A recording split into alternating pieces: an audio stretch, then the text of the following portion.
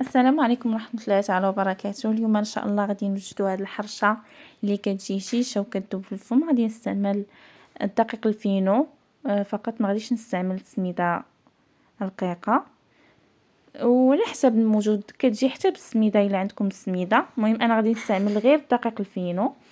غادي ناخذ 3 ديال الكيسان ديال العنبه، ما يعادل 375 غرام ديال الدقيق الفينو.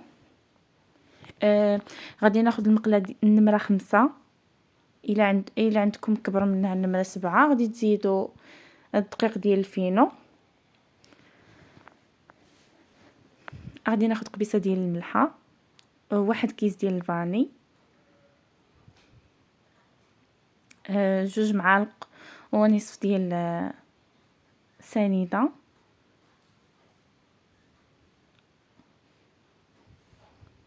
غادي نخلطو مزيان، وغادي نزيدو نصف كاس ديال الزيت،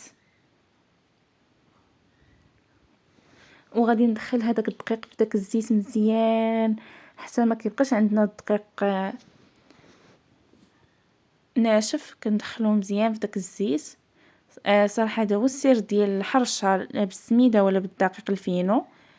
هذه المرحله اللي خصكم ديروها ضروري، ولا عندكم الوقت هكا تخليوها فيه نص ساعه وعاد ترجعوا تخلطوها. كيتشرب هذاك الزيت مع الدقيق. غادي ناخذ هكا غير راس معلقه ديال الخميره، غادي ندوبها في اللبن. تقدروا تستعملوا حتى الحليب.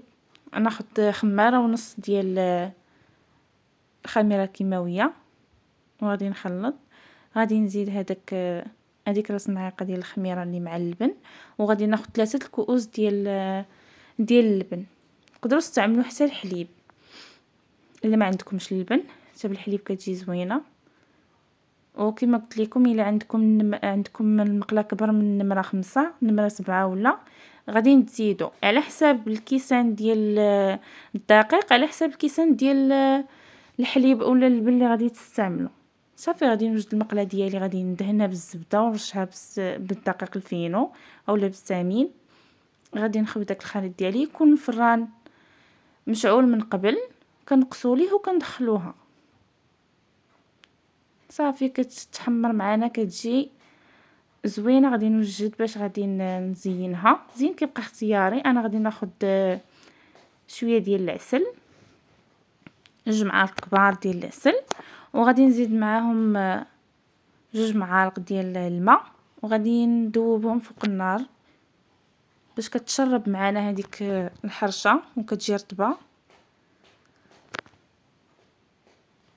صافي بعد ما دوبتهم غادي ندخلهم في ديك الحرشه ديالي. غادي نسقيها بحال هكا، وغادي ندير فوق منها الكوك. تقدروا تستعملوا كاوكاو مهرمش، المهم الزين اللي كان، ولا تخلوها هكاك بلاش ما تزينوها. كتجي زوينه، كتستحق التجربه. وبصحه والراحه الفيديو اخر ان شاء الله. الى عجبكم الفيديو متنساوش تضغطوا على زر المشاركه باش يبقى يوصلكم كل جديد ان شاء الله.